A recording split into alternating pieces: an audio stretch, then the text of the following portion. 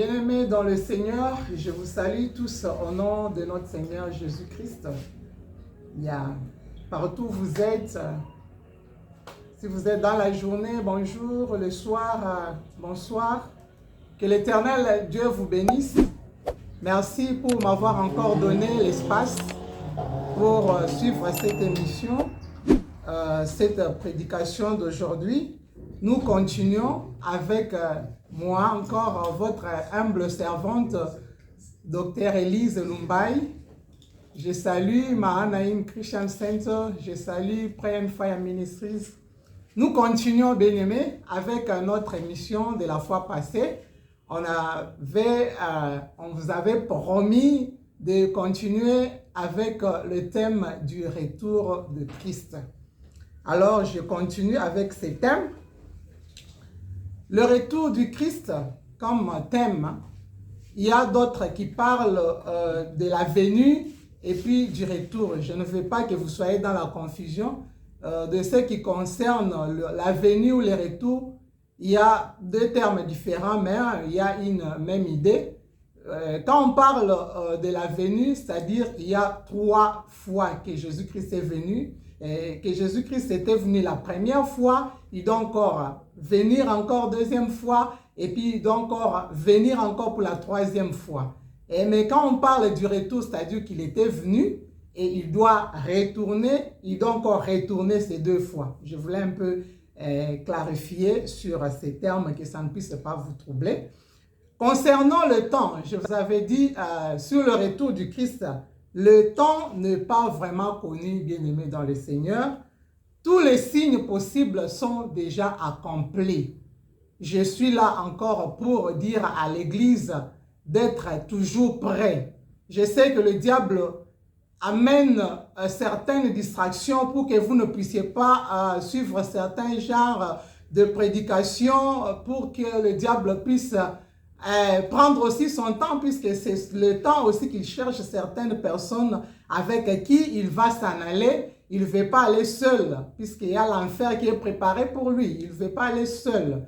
Il cherche les gens avec qui il doit être accompagné. Alors, il va vous distraire avec certaines polémiques, certaines distractions pour ne pas suivre ces genres d'enseignements, ce qui est vraiment très utile pour nous les chrétiens concernant le retour du Christ. C'est un thème qui est vraiment parlé beaucoup dans la Bible. La deuxième venue du Christ est plus parlée dans la Bible par rapport à la première venue. La deuxième venue est parlée dans le Nouveau comme dans l'Ancien Testament. On a parlé plus de 9 fois dans la Bible concernant la deuxième venue du Christ. C'est vraiment un topic très important dans la Bible. C'est pourquoi on est là encore pour insister sur ça. Concernant le temps, je vous ai dit, le temps n'est pas connu. Matthieu 24, verset 32, vous allez les lire là où vous êtes. Je peux seulement lire un tout petit peu. Matthieu 24, 32. Je lis rapidement. Instruisez-vous par une comparaison tirée du figuier. Dès que ces branches deviennent tendres et que le feuille pousse, vous connaissez que l'été est proche. Donc, tous les signes qui ont été parlés concernant la fin de temps, quand vous voyez tous ces signes s'accomplir, il faut être déjà dans la tête que la fin est proche. Il faut déjà savoir que Christ est proche pour rentrer, puisque tous les signes possibles se sont déjà accomplis. J'ai parlé des signes de fin des temps la fois passée. Je ne vais pas encore rentrer. Vous pouvez suivre dans mes émissions passées sur les signes de la fin du temps. Il y a la globalisation mondiale, il y a la famine, il y a la pestilence, comme on dit, il y a certaines maladies, certaines épidémies, comme on avait le corona. Certaines personnes parlaient déjà du retour de Christ. Oui, bien sûr, tous ces signes doivent s'accomplir, mais ce n'est pas encore la fin. On doit être seulement prêt, puisqu'on ne sait pas la fin. Christ n'a pas spécifié les jours. Si vous suivez ces passages de Matthieu 24, 32 jusqu'en bas, Jésus-Christ n'a pas spécifié le temps. Les disciples lui demandaient concernant les jours sur la montagne des Oliviers. Ils demandaient quand sera-t-il ces temps-là où vous allez rentrer. pour prendre l'Église. Jésus-Christ ne voulait pas dire le temps exact. Même certaines personnes qui ont eu des révélations comme Jean dans l'île de Patmos, Dieu ne lui a pas permis de parler sur le temps fixe, les jours fixes. Dans Révélation 10, verset 4, Apocalypse 10, 4, Jean dit ceci, que quand il voulait parler de cela, le livre a été scellé. Donc Dieu ne lui a pas permis de dire sur le jour. Même Daniel, Daniel dit aussi que Dieu ne lui avait pas permis de parler sur les jours. Quand il voulait ouvrir pour parler, le livre a été aussi scellé. Donc les jours, l'heure, c'est Dieu lui-même qui connaît. Même Jésus-Christ ne voulait pas nous dire sur cela. Alléluia. Alors, il faut que nous soyons seulement alertés puisque nous voyons tout ce qui a été dit concernant la fin des temps. Tous les signes s'accomplissent. Tous les signes sont déjà accomplis. Bien-aimés dans le Seigneur, on ne doit pas être ignorant sur ces sujets. Paul nous dit dans 1 Thessaloniciens 4, versets 13 à 17, il dit qu'il ne veut pas que nous soyons ignorants. Ignorants au sujet de l'avènement du Christ. Alléluia. Paul veut que nous ne puissions pas être ignorants sur cet avènement. Nous allons encore rentrer dans 1 Thessaloniciens 4, 13 par après, mais l'introduction est que on veut que le peuple de Dieu puisse savoir. C'est comme ça que Paul dit, il ne veut pas que nous soyons ignorants. Je détaillais ces temps de la fin de temps dans huit étapes. Il y a l'âge de l'Église, il y a l'enlèvement, il y a la tribulation, il y a le deuxième retour du Christ, il y a l'Armageddon, il y a le millénium, et puis il y a le grand trône blanc, et puis l'âge à venir. Je commence d'abord par l'âge de l'Église. Après la résurrection du Christ, bien-aimé, et l'ascension de Christ, l'Église était née. Après ces temps-là, c'est là que l'Église était née glorieusement. C'est là qu'on a eu à appeler les gens des chrétiens puisqu'ils suivaient l'enseignement des apôtres. C'était le temps du Saint-Esprit. C'était tous ces mouvements-là de l'ambiance du Saint-Esprit. Et dans ces mêmes directions, c'est là où l'Église va vers le retour du Christ. L'Église doit être à l'expectation du retour de Christ. Alléluia. L'Église doit se préparer. Nous avons déjà vu les branches du figuier comme cet exemple de Jésus-Christ. Quand nous voyons déjà les branches être tendres pour se préparer pour l'été, nous comprenons déjà que le temps que Dieu nous a parlé, le temps est en train de s'approcher par tous ces signes-là. Alors, les temps de la douleur, de l'enfantement, tous ces temps viennent, les douleurs s'aggravent. Alors, nous devons être à l'expectation de l'époux Jésus-Christ. L'Église doit se préparer à la rencontre de l'époux. C'est une expectation de l'Église. Nous attendons cela en tant qu'Église bien-aimée. Il ne faut pas que tu puisses rater cet événement. Sois prêt en tant qu'Église. Alléluia. Sois prêt. Ceux qui sont dans l'Église, qui ne sont ni chauds ni froids, ils doivent entrer déjà, ils doivent déjà commencer à renouveler leur engagement avec Dieu, à prendre l'huile qui est encore fraîche. Ils doivent encore se renouveler encore dans le Seigneur. Ils doivent encore se rafraîchir avec le Seigneur pour attendre à être emballés dans le bain de l'Église qui attend l'époux. Ne sois pas dans la distraction, bien-aimé. Le temps approche. Le temps approche, bien-aimé. Ne sois pas attaché à des religions. Ne sois pas attaché à des coutumes qui ne donnent pas gloire à Dieu. Sois prêt. Évite la distraction. Sois prêt. Réveille-toi, toi qui t'endors. Sois prêt. L'Église doit être prête pour écouter l'appel, pour écouter l'annonce de l'arrivée de l'époux. On doit être prêt, bien-aimé. Je suis là encore pour encourager l'Église, pour t'encourager, bien-aimé. Les temps de la fin, ce sont les moments difficiles.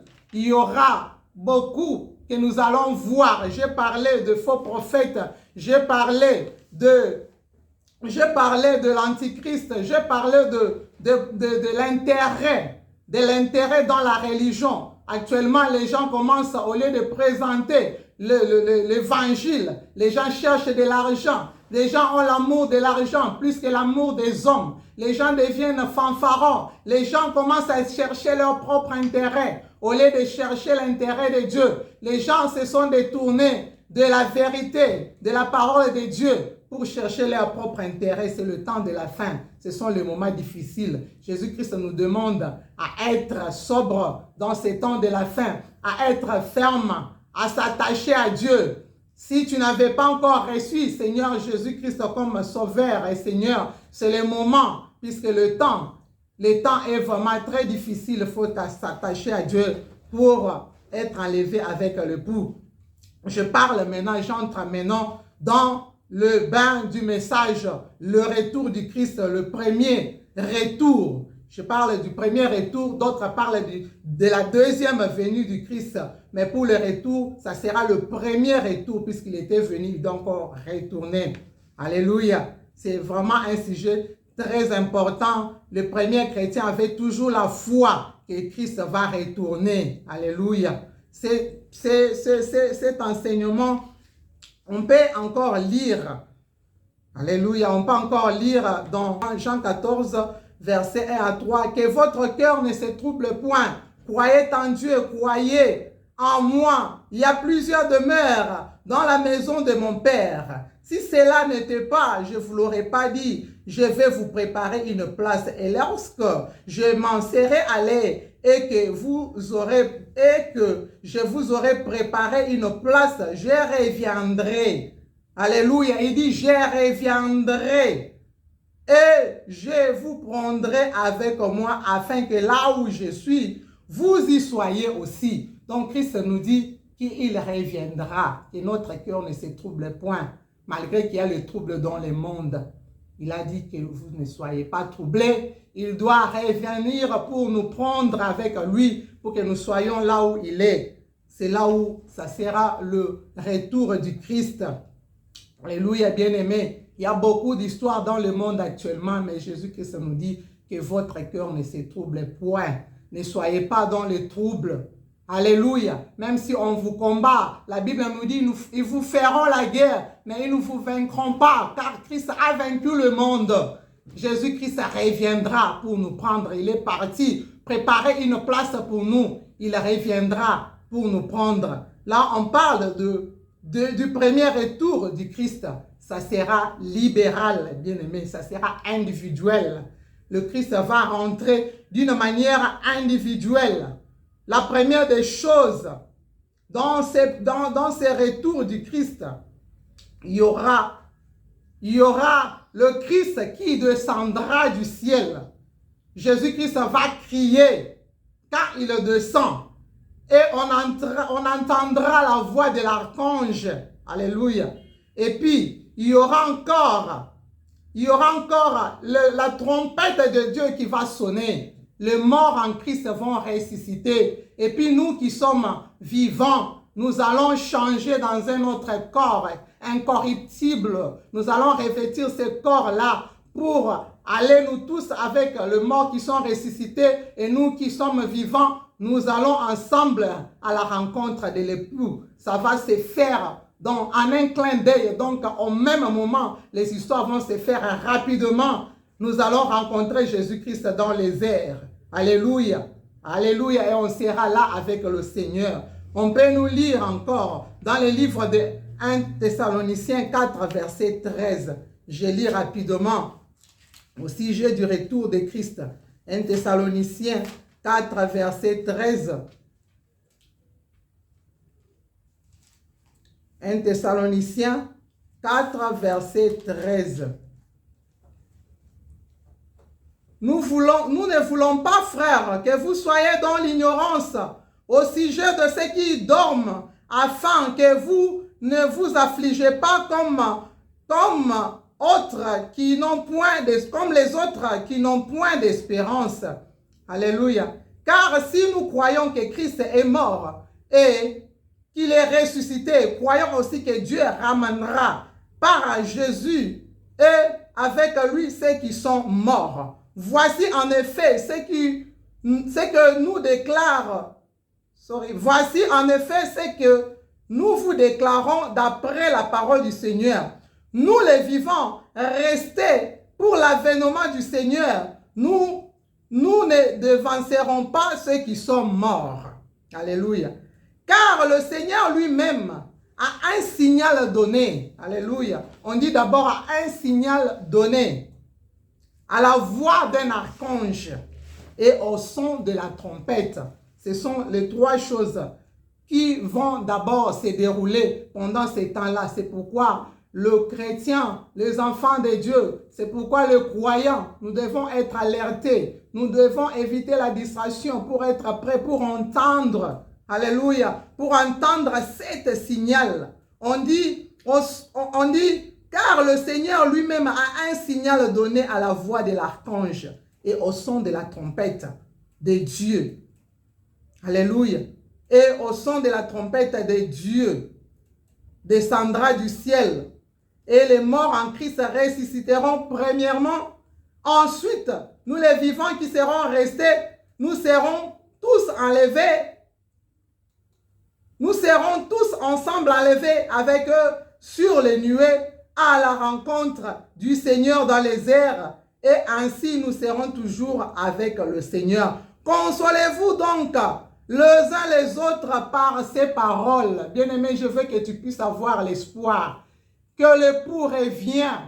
Malgré ton temps de solitude, ton temps de problèmes, tu es resté longtemps en train de te lamenter. Tu ne trouves pas de solution à ce que tu es en train de traverser. Mais Paul nous donne encore l'assurance. Cette parole nous donne encore la consolation. Nous devons savoir que l'époux reviendra. Alléluia. Mais nous devons être alertés. Nous devons être éveillés pour suivre les sons de la trompette, pour écouter les sons de la trompette du Seigneur. Alléluia. On dit en un signal donné, la voix d'un archange et au son de la trompette de Dieu descendra du ciel. Alléluia. Les sons de la trompette, nous devons écouter les sons de la trompette. Nous devons écouter la voix d'un archange, les sons de la trompette. Alléluia.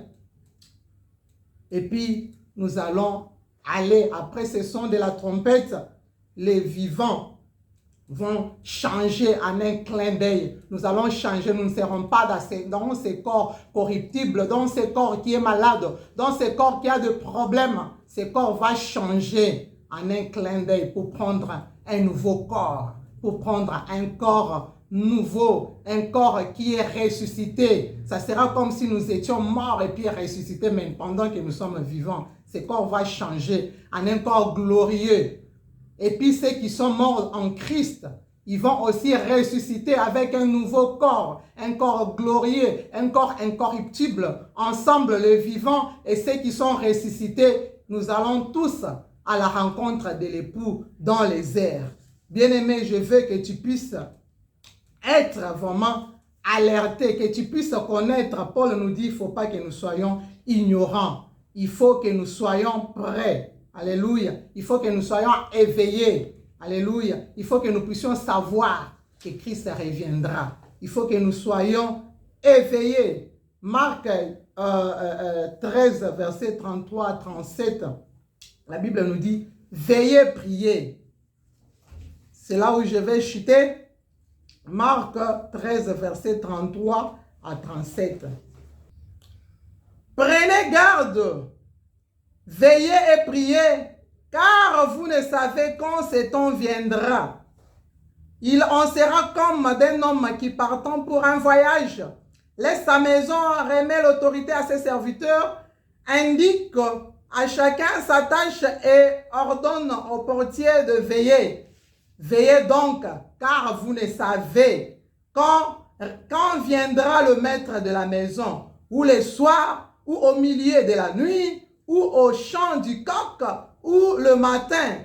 Craignez qu'il ne vous trouve endormi à son arrivée soudaine. Ce que je vous dis, je le dis à tous, veillez. Alléluia.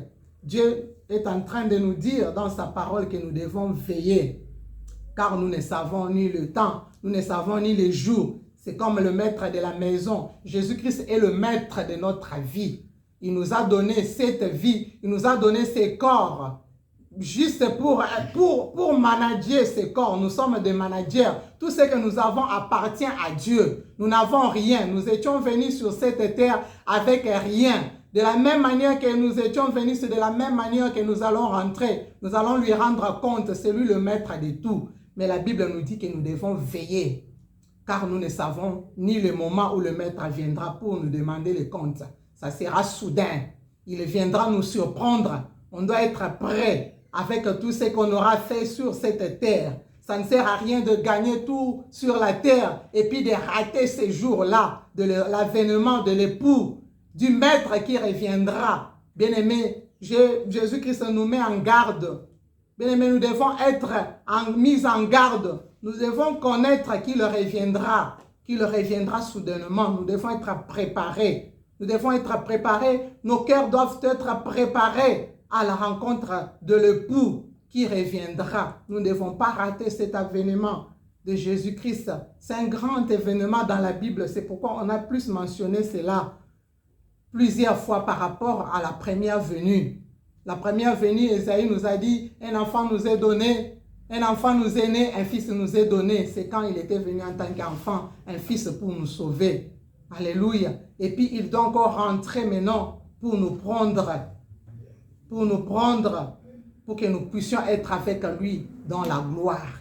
Je voulais que toi qui suis cette émission, toi qui suis cette prédication, que l'Éternel puisse vraiment t'aider, que l'Éternel puisse nous aider ensemble, que nous ne puissions pas rater cet avènement du Seigneur Jésus-Christ. Évitons la distraction, veillons, alléluia, soyons dans l'alerte. Soyons alertés. Le temps est mauvais. Nous devons être alertés. C'est un temps où nous passons, c'est un temps très difficile. Le diable cherche à distraire d'autres personnes avec plusieurs choses pour que nous puissions rater ces moments. Nous devons éviter la distraction. Nous devons éviter la médisance. Nous devons éviter la calomnie. Nous devons éviter toutes choses qui te ramènent loin de Dieu pour rater cet avènement. Nous devons rentrer. Les chrétiens qui sont ni chauds ni froids, qui ne savent pas leur poser leur tête, c'est le moment. Je suis en train de faire un appel que nous puissions rentrer à Christ, que nous puissions être attachés à lui. Ceux qui avaient abandonné Jésus-Christ, revenez, recevez-lui encore comme Seigneur et Sauveur, renouvelez encore votre engagement avec lui pour le rencontrer dans les airs. Bien-aimés, que l'Éternel Dieu vous bénisse, vous qui suivez cette émission, soyez bénis. Alléluia. Puisque même dans l'Apocalypse, Jean dans l'île de Patmos, il dit, c'est lui qui est en train d'écouter ces messages de la fin de temps. Il est béni. Alléluia. Toi qui suis ces messages, tu es béni. Ne regarde pas la distraction puisque le diable cherchera à te distraire. Le diable cherchera à mener des problèmes pour que tu ne puisses pas suivre le chemin de Dieu, pour que tu puisses entrer dans la distraction et puis perdre tout. Le diable viendra avec les polémiques. Ne suis pas tout cela, mais sois concentré pour rencontrer l'époux. Que l'Éternel Dieu vous bénisse.